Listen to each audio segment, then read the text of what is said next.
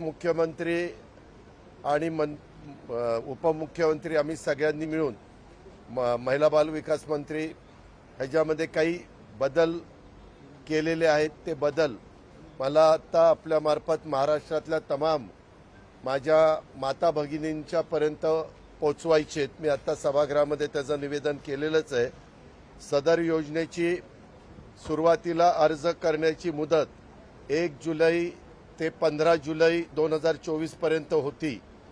या मर्यादेत आता सरकारने सुधारणा केलेली आहे आणि आता सदर मुदत 2 महिने ठेवण्यात आलेली आहे। म्हणजे 1 जुलै ते 31 ऑगस्ट पर्यंत 2024 पर्यंत 31 ऑगस्ट 2024 पर्यंत लाभार्थी महिलांना अर्ज करता येईल।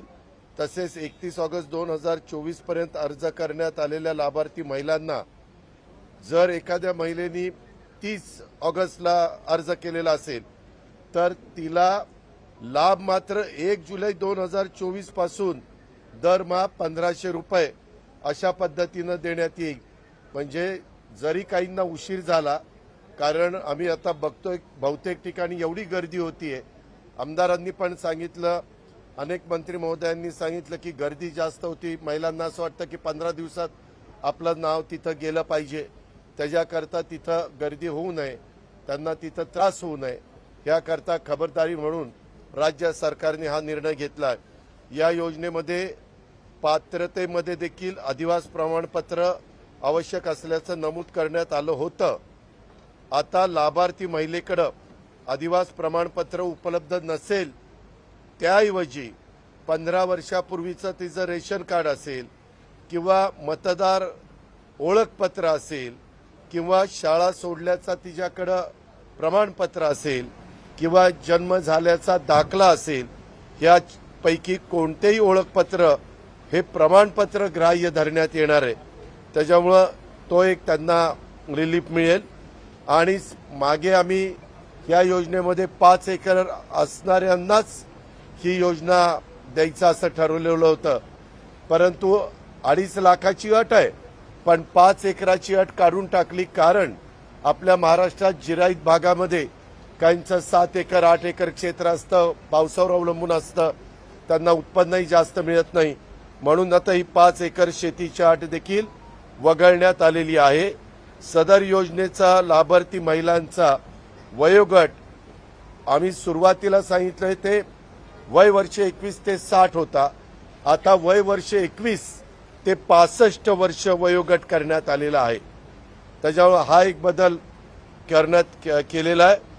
आणि विशेषतः महाराष्ट्राची बॉर्डर आहे, त्या बॉर्डरवर जे आमचे महाराष्ट्रीयन लोक राहतात, त्यांनी जर शेजारच्या राज्यातल्या मुलीशी लग्न केलं तर काही प्रश्न निर्माण होऊ शकतात, म्हणून परराज्यात जन्म झालेल्या महिलांनी महाराष्ट्रातील अधिवास असणाऱ्या पुरुषाबरोबर विवाह केला असेल तर अशा बाबतीमध्ये त्यांच्या पतीचा जन्मदाखला चालेल, त्यांच्या महाराष्ट्रामधल्या पतीचा शाळा सोडल्याचं प्रमाणपत्र चालेल किंवा अधिवास प्रमाणपत्र देखील ग्राह्य धरण्यात येईल। त्यामुळं त्यांना तिकडनं ते दाखला वगैरे आणणं ह्याच्यात जो त्रास होणार आहे तो त्रास ह्याच्यातनं कमी होईल। 2.5 लाख रुपये उत्पन्न दाखला उपलब्ध नसेल तर त्याऐवजी त्या कुटुंबाकडे पिवळं किंवा केशरी रेशन कार्ड उपलब्ध असेल तर त्यांना 2.5 लाख रुपये उत्पन्नाचा दाखला ही प्रमाणपत्रातनं सूट देण्यात आलेली आहे। म्हणजे केशरी आणि आमच्या पिवळ्या रेशन कार्ड धारकांना दाखल्याची गरज नाही 2.5 लाख उत्पन्नाच्या। आणि सदर योजनेमध्ये समजा कुटुंबातील एका पात्र अविवाहित महिलेला सुद्धा योजनेचा फायदा देण्यात येईल। म्हणजे जी पत्नी असती ती 21 ते 65 वयोगटातली असली तर तिला तर फायदा मिळणारच आहे, परंतु जर त्या पत्नीला 22 किंवा 23 वर्षाची मुलगी असेल आणि ती त्या घरातच राहत असेल तर त्याही भगिनीला आम्हाला हा फायदा द्यायचा, ह्या योजनेचा लाभ द्यायचा। त्याच्यामुळं त्या कुटुंबातील एका अविवाहित महिला पात्र वयोगटात बसत असेल तर तिलाही लाभ मिळणार आहे अशा पद्धतीने ह्याच्यात बदल करण्यात आलेले. त्याबद्दल सभागृहात सांगितलेलं आहे, कुणालाही एक पैसा देण्याची गरज नाही. थोड्याशा आमच्या महिला घाबरलेल्या होत्या, 15 जुलैपर्यंत आपला अर्ज गेला नाही तर आपलं कसं होणार.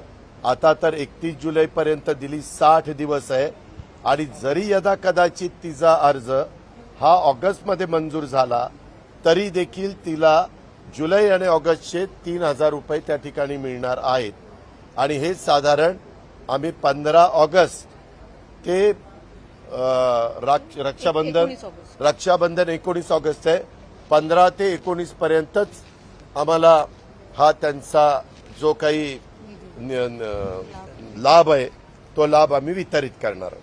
दादा, या योजनेच्या अटी सरकारने पहिल्या निश्चित केलेल्या होत्या त्या आता शिथिल करण्यात आलेल्या आहेत. त्यामुळे विरोधकांनी जो आरोप केला होता की लाभार्थीची संख्या कुठेतरी घटेल, त्याचा फायदा आता कशा पद्धतीने? ह्याच्यामध्ये लाभार्थी वगैरे काही नाही. आम्हाला खरोखरीच आमच्या मातेला, भगिनीला, आमच्या मुलींना ह्याचा लाभ द्यायचा होता.